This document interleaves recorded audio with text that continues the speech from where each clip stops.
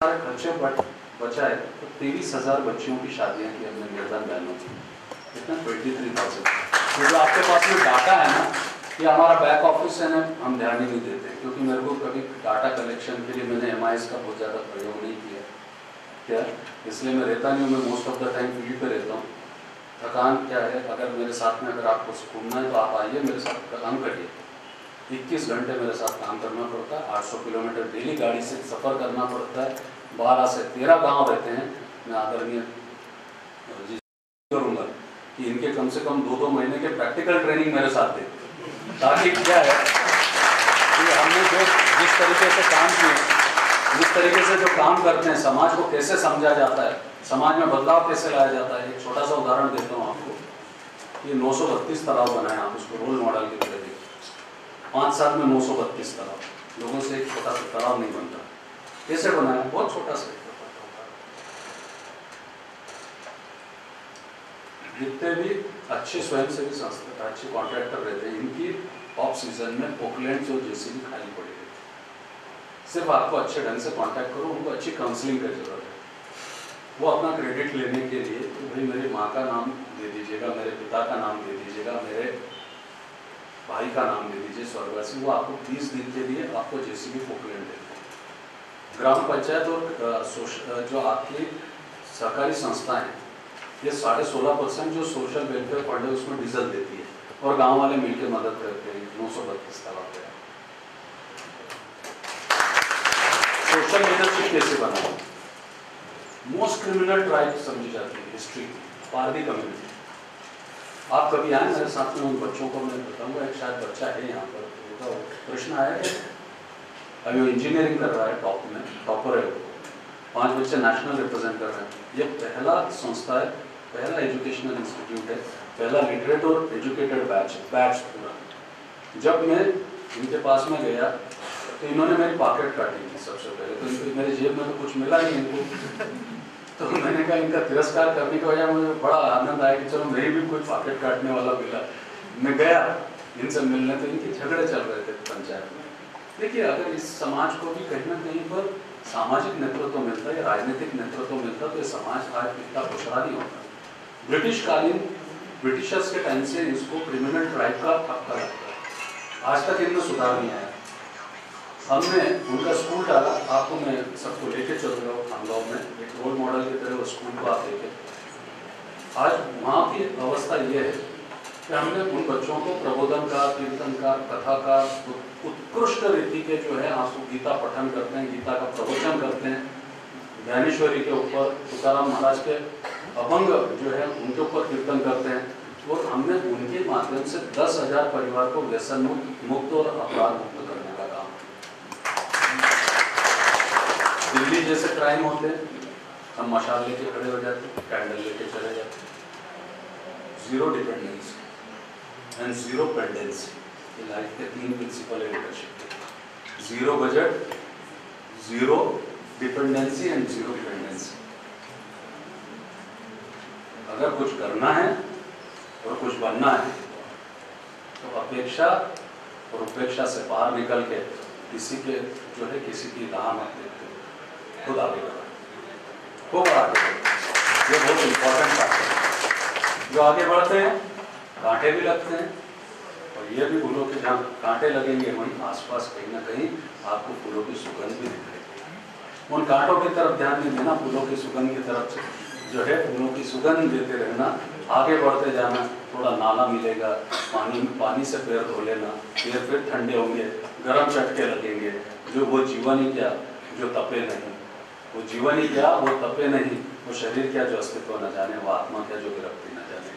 जब तक जीवन रूपी बट्टे पे खुद को घिसोगी नहीं, तब तक सुगंध कैसे निकलेगी? और जब तक सुगंधित नहीं होगे तब तक ध्यान कैसे जाएगा? जब तक ध्यान कैसे जाएगा?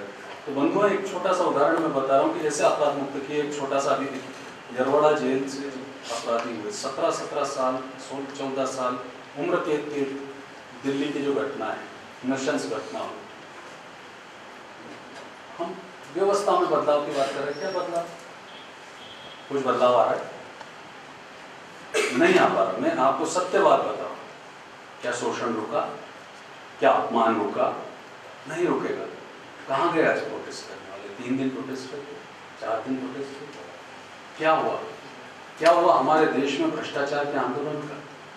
क्या हुआ हमारे देश में व्यभिचारों के विरुद्ध आंदोलनों का, अनाचार के विरुद्ध आंदोलनों का? क्या ये आंदोलन आजकल जो ये वृत्ति के लोग हैं वो भी समझने लगे कि इस देश के लोग 3 दिन ये आंदोलनों को करेंगे और चौथे दिन जो है इसके जो है परिणति कुछ भी नहीं है। कानून बनते हैं परंतु कितने लोग इसको आचरण में लाते या फिर कितने उसको जो है आचरण में लाने के लिए कार्य करते हैं? तो कानून से ज़्यादा सबसे बड़ी बात होती है मॉरलिटी अपनी खुद की और समाज बदलने की जिम्मेदारी। अगर ये लीडरशिप हमारे अंदर डेवलप होती है तो खुद ब खुद राजनीति चल के अपने घर आती है क्या, और खुद ब खुद जनता बोलती है कि आप हमारे साथ, हमारे को जाने की जरूरत नहीं। तो जितने भी कैदी थे इन कैदियों को हमने क्या किया, मंदिरों के पुजारी बना दिए, पंडिताई सिखा के।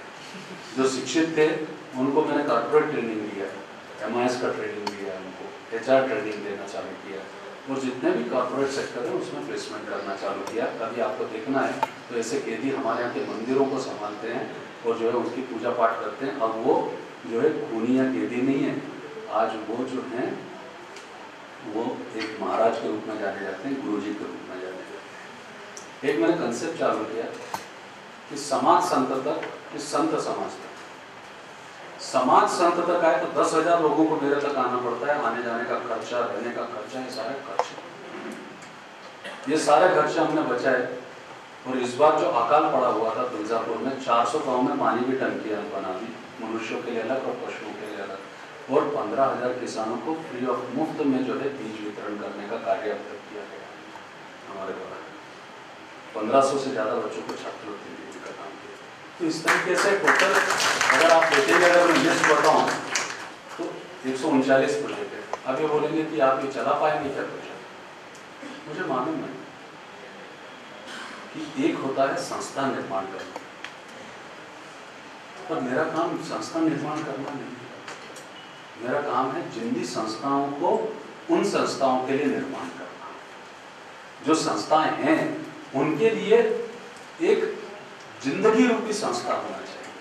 अगर जिंदगी रूपी संस्था मैंने निर्माण करी तो ये संस्थाएं अच्छे तरीके से चलेगी। अगर ये संस्थाएं अच्छी चलेगी तो राष्ट्र संस्था हो, समाज संस्था हो, मानवता की संस्था हो, पारिवारिक संस्था हो, ये उत्तम रीति से चलेगी। ऐसी संस्थाओं का नेतृत्व देना बहुत आवश्यक है और ऐसी संस्थाएं बनाना बहुत जरूरी है। इसलिए हमारा जन्म नेतृत्व देने और लेने के लिए हुआ है। इसलिए राजनीति के सिवा पर्याय नहीं, समाज के सिवा पर्याय नहीं, मानवता के सिवा पर्याय नहीं।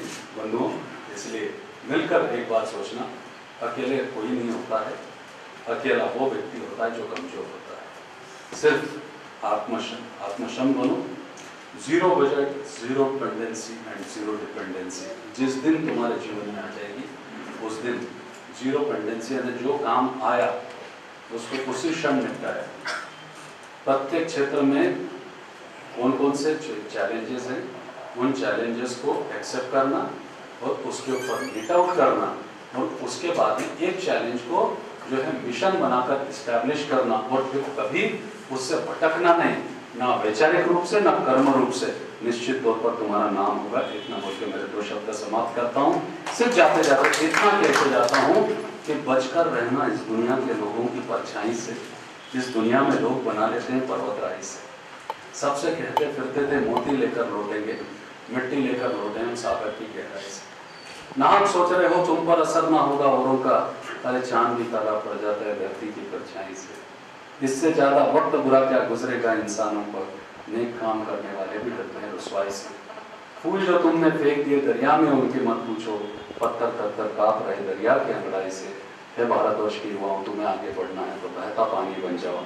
ठहरा पानी ढक जाता है लेकिन अपनी इकाई से, अपनी इकाई से, अपनी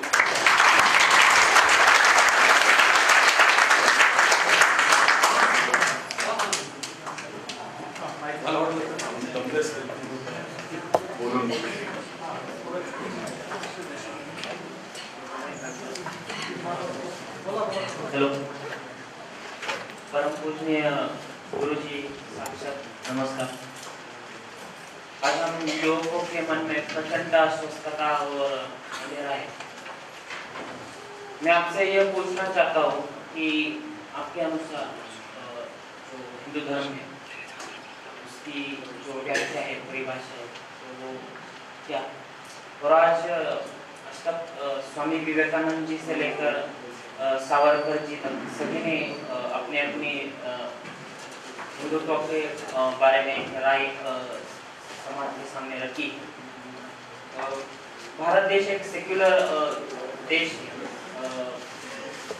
हर कोई व्यक्ति जो अपने अपने तौर पे किसी धर्म का आचरण करता है, तो आज स्थिति ऐसी है कि उसे एक जातीयवादी कहा जाता है या संबोधित किया जाता है। तो मुझे यह पूछना है कि सेक्युलरिज्म और जो हिंदुत्व है, इसकी जो मिलाप है या संगम है, ये कैसे किया जाए?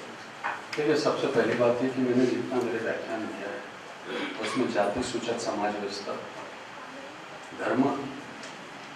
धर्म आधारित जो जातीय व्यवस्था है उसके बारे में मैं बोला हूँ स्पष्ट। हिंदू धर्म के व्याख्या भी मैंने बहुत स्पष्ट तरीके से की है, फिर भी मैं आपको बताना चाहता हूँ। धर्म कोई भी हो, इस्लाम, सिख, हिंदू, जिसे हम सनातन वैदिक धर्म बोलते हैं, ये हिंदू एक विचारधारा है। मूल धर्म जो है सनातन वैदिक है। क्रिश्चियनिटी हो,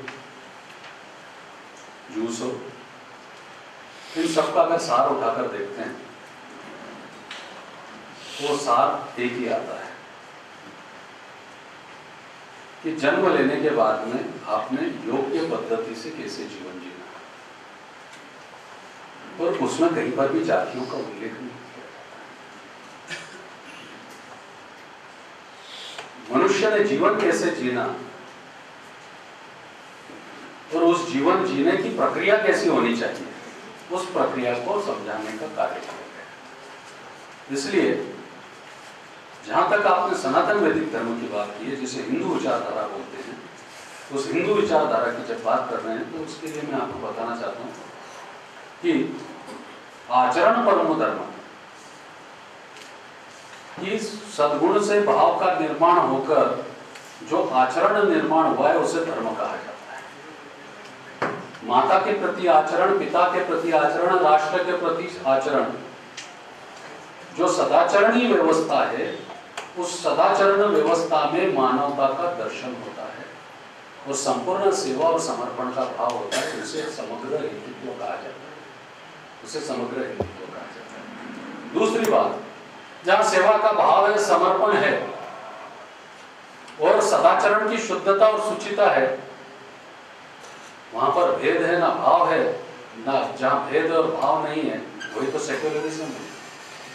चाहे वो ख्वाजा मोइनुद्दीन चिश्ती के रूप में देख लो आप, चाहे निजामुद्दीन औलिया के देखो, सूफी संतों के रूप में देख लो, या गाड़बगे बाबा के रूप में देख लो।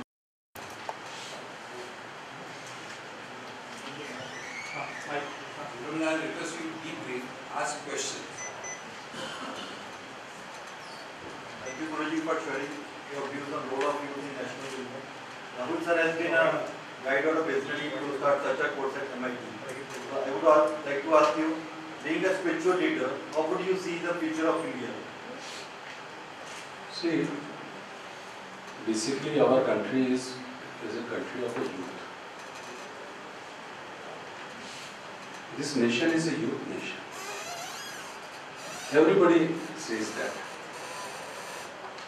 But I see very positive signs. Not only because what is going on right now, what is happening around us. अभी जो चल रहा है वो तो जैसे हर तरफ निराशा का वातावरण तैयार किया, जैसे इस देश में अच्छा कुछ नहीं हो रहा है। हर चीज को नेगेटिव तरीके से परोसा जा रहा है या फिर दिखाया जा रहा है या फिर देखा जा रहा है। तो मेरे को लगता है कि मैं गांव में घूमता हूँ, छोटे कस्बों में घूमता हूँ, शहरों में घूमता हूँ, इस देश के युवाओं में दम है, ताकत, जरूरत है उनकी इस पवित्रता को हम जीवंत रखें।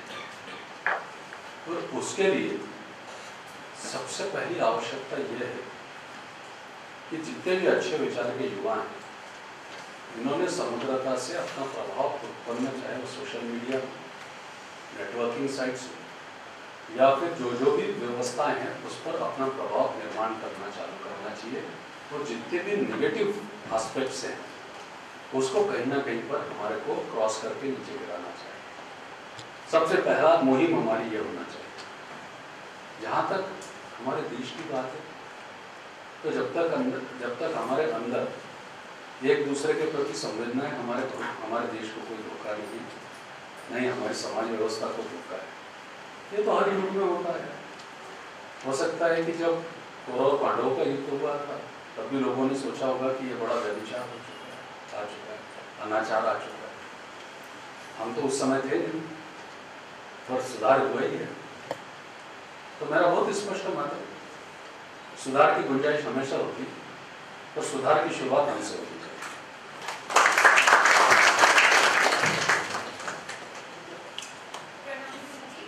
मेरा नाम रेखा है, आपके आगे से कुछ पूछना चाहती हूँ।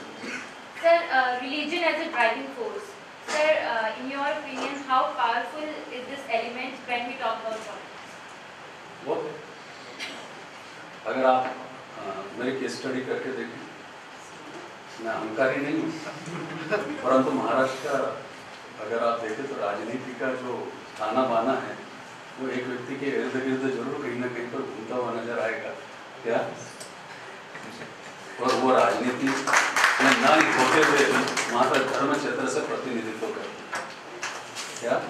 आज भी मुझे मीडिया में कहीं ना कहीं पर उल्लेख भी किया जाता है कि नेताओं के गुरु, तो कहीं ना कहीं पर पोस्ट गाइड किया जाता है। अब ये हमारी जिम्मेदारी रहती है कि पॉलिसी मेकिंग में हम उनके लिए क्या क्या हम इम्पोर्टेंट रोल लेकर आ सकते हैं।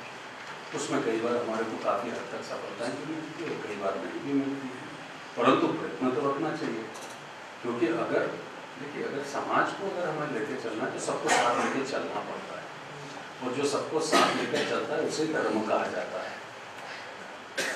क्योंकि अगर इस धर्म के नाम पर लोग आज चिल्लाते हैं कि ओसामा बिन लादेन दिया है, तो इसी धर्म ने विश्व शांति का दूत ज्ञानेश्वर भी दिया है। तो धर्म ने अच्छे राजनीतिक निर्माण किए हैं, इसी धर्म ने महात्मा गांधी को जन्म दिया है, ये भूलते काम नहीं। और यही धर्म जो है विघटनकारी शक्तियों को भी देता है। इसके लिए एक छोटा सा उदाहरण देता हूँ कि ड्राइविंग फोर्स रिलीजन का कितना इम्पोर्टेंट है। कि कभी मैं ज़मीन देखता हूँ, कभी आसमां देखता हूँ, हे खुदा तेरे हर फैसले को मैं गोरे तलब देखता हूँ। कैसे कैसे राम राज्य का सपना देखने वाले बापू के देश को तूने धर्मनिरपेक्ष बना दिया, और एक नास्तिक जिन्ना के देश को तूने धर्मांध बना दिया। जिन्ना नास्तिक था फिर भी उसका देश धर्मांध हो गया, क्योंकि उसमें रिलीजियस ड्राइव था।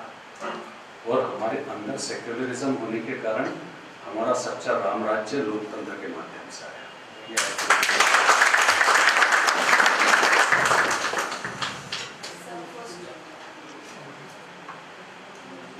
So first of all, I would like to pay my heartiest respect and gratitude for all the guidance that you have bestowed on us. So as you said, that today youth might not need politics, but politics need youth. So what can we at our level do so that more and more of youth can... That I have explained you already. First of all, you should start with yourself. Don't expect that somebody will come and we should attach to somebody and we should associate with somebody. Start your own. Start your counseling center. What experience you have got. Read the policies. Guide them. People need you. People need good people. People need good human beings. Start. Just start with the one place. And start with the counseling. Start meeting people. I know I can't change the world, but at least I can give a word of appreciation, word of care, word of attention. I can give love to everybody. That much I can give. If that much also in initial stages, if you will give that much also, people will start loving you. जब तक तुम्हारी पहचान ही नहीं होगी, तब तक तुम कैसे लोगों को स्वीकार कर जाओगे? तुम कितने भी बड़े बन गए, उससे फर्क नहीं पड़ता। अगर सत्ता में बैठे हुए लोगों से सामना करना है, तो संबंध बढ़ाना सीखो, और संबंध बिगड़ पदों के बढ़ाओ। कुछ लोग ऐसे भी हैं जो अभी भी वैसे आते हैं कि उनको कुछ भी नहीं चाहिए, उनके सुख दुख में आप साथ दे दीजिए। हम आज बड़े इसलिए बने क्योंकि हम सुख दुख में साथ आए। किसी का भी दुख है तो हम साथ खड़े रहते हैं, किसी का अगर सुख में अगर किसी ने बुलाया तो चले जाते हैं, नहीं तो जहाँ पर दुख है वहाँ पर चले जाते हैं। जहाँ जहाँ जिस समाज को जरूरत है उसके लिए काम करते हैं। ये करना चालू करिए, आप गरज हो जाएगी। इसका उदाहरण है सोशल लीडरशिप में मेधा पाठक है आपके सामने, अन्ना हजारे आपके सामने। अब उन्होंने उसका रास्ता पॉलिटिक्स की तरफ नहीं मोड़ा, नहीं तो they would have been big politicians, वो भी जा सकते हैं। अब ये आपके ऊपर है, आपको राजनीति में जाकर सत्ता प्राप्त करके नीतियां बनानी है, और नीतियां बनाकर वो समाज जो शोषित है उसको जो है उसको न्याय दिलाना है, तो आप रहिए राजनीति, पर रास्ता तो इसी से निकल जाता है।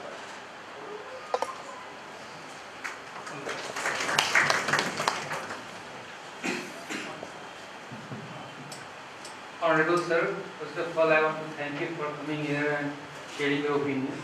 I want to know from you that today there are a lot of resentment and frustration among youth. So as a leader, how we can channelize those energy in a constructive way? Otherwise there would be a lot of chaos around. देखिए, मेरा एक बहुत principal है, जो सड़ चुका है उसको सुधारने की कभी कोशिश मत करो, और जो सड़ा हुआ नहीं है उसको बचाने की जरूर कोशिश होनी चाहिए। तो जितने भी पॉजिटिव हैं और जितने भी सज्जन हैं और जितने भी अच्छे हैं, इन्होंने एक डायस पे आना बहुत जरूरी है। क्या उनका मत सोचो कि जो अब नेगेटिव हो चुके हैं और बहुत नेगेटिव तरफ जा चुके हैं, जब तक पॉजिटिव एक नहीं होंगे तब तक नेगेटिव को बदलेंगे कैसे? प्रॉब्लम ऐसा है कि 25 नेगेटिव बैठे रहते हैं और एक पॉजिटिव बैठा रहता है, इसलिए कुछ नहीं होता। मेरा ये कहना है कि एक नेगेटिव में अगर 25 पॉजिटिव बैठे तो बहुत बदल होता है। एक छोटा सा उदाहरण देता हूँ, मैं जब छोटा था तो मेरे को बीच में बैठा दिया जाता था। मेरी आई ने मेरे को एक बताया था कि बेटा कभी किसी का अपमान नहीं करना, बचपन से एक बात से, किसी को दुखाना नहीं, कभी किसी के लिए तुम्हारे मन में तिरस्कार नहीं होना चाहिए। छोटा सा उदाहरण आपको बता रहा हूँ, क्या आप विश्वास करेंगे? मैंने कभी किसी के लिए कुछ नहीं बोलता, तो सबको लगता था कि मैं एकदम स्टूपिड हूँ, मुझे कुछ समझता नहीं। मुझे बीच में बिठा कर मेरी मस्ती कराई जाती थी, मुझे हंसी उड़ाई जाती थी, और सब मेरे अंदर की निगेटिविटी गिनाते थे, सब मेरे अंदर की निगेटिविटी गिनाते थे। मैं विचार करते बहुत सेंसिटिव था, विचार करके करके मैंने एक एक मेरे वो निगेटिविटी छोड़ता गया। ये बोल रहा है तो छोड़ देना चाहिए, मेरी आई ने बोला है तो छोड़ना चाहिए, ये छोड़ना चाहिए, वो छोड़ना चाहिए। वो छोड़ते छोड़ते आज मैं इस जगह पे आ गया। और जो मेरे निगेटिव गिनाते थे, निगेटिविटी गिनाते थे, उनको क्या आज आप पहचानते होंगे? मुझे तो नहीं लगता कि आप, मैंने अगर आपको नाम भी बताऊंगा तो आप उनको आइडेंटिफाई कर पाएंगे, या फिर आप गाँव में भी जाकर ढूंढेंगे तो शायद आप उनको 4 लोग गाँव में भी पहचानते होंगे। तो सबसे बड़ी ताकत पॉजिटिविटी की इस बात की रहती है कि आज मैं अकेला 100 लोगों को पॉजिटिव बना रहा हूँ, और वो 100 लोग मिलकर मेरे अंदर की जो है निगेटिविटी को खत्म कर गए। क्या? तो निगेटिव को पॉजिटिव अगर करना है क्या, तो उसके लिए सबसे पहले अपन में बहुत पॉजिटिव होना चाहिए। क्योंकि अगर हम किसी को निगेटिव सोच रहे हैं, इसका मतलब हम खुद ही निगेटिव हैं। You try to understand what I am saying. If you are thinking that somebody is negative, that means we are negative.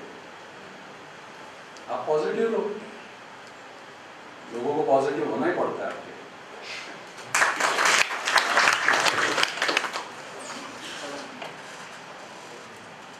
सबसे पहले तो आपको सादर प्रणाम, और मुझे बहुत अच्छा लगा आपने जो राजनीति की परिभाषा दी, शायद ही मैंने कभी सोची। समाधान तो मेरा प्रश्न ये है सर, जैसे आपने बताया कि हमें भौतिक गुण भी चाहिए और देव गुण भी चाहिए, भौतिक गुण भी चाहिए और देव गुण भी चाहिए, पर कहीं ना कहीं हमारी जो शिक्षा की प्रणाली है उसमें जो भौतिक गुण है वो देव गुण के ऊपर कहीं धूल मिट्टी सी जम जाती है। तो आपको नहीं लगता कि कुछ चेंज करना चाहिए हमें, या उसमें कुछ परिवर्तन की जरूरत है? आप इंटरनेट पे एक्सेस है, इंटरनेट एक्सेस है, दोनों तरीके के नॉलेज है, मॉरल भी है, वैल्यूज भी, और एक्सेस नॉलेज भी है जो नेगेटिव नॉलेजेस है, जो एक अलग ही वर्ल्ड में जाता है। I am talking very freely. तो देखिए, it depends person to person. आज सबसे बड़ी बात क्या है जो आप बोल रहे हैं, अर्थ आधारित शिक्षण व्यवस्था ने अर्थ आधारित जो बुद्धि का निर्माण किया है, उसने अर्थ आधारित समाज का निर्माण कर दिया, जिसने मूल सभ्यताओं को समाप्त किया। इसलिए आज समाज की ये स्थिति है। ये जो आपका शंका है, ये मेरी व्याख्या है।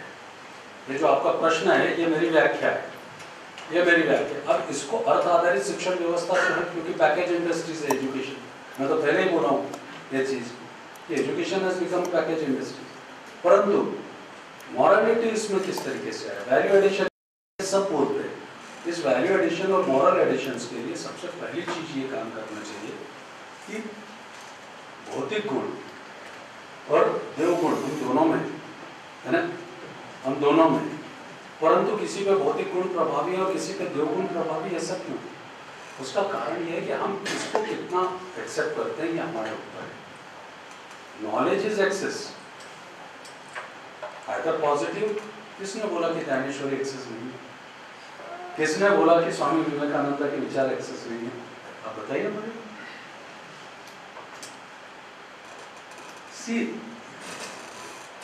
जो आपको एकेडमिक करियर है उससे अगर सेटिस्फेक्शन मिलता तो आपको स्पिरिचुअल, सोशल और ये सारे करियर दिए क्यों जाते? वो एकेडमी क्यों दी जाती? वो एजुकेशन क्यों दिया जाता बेसिकली?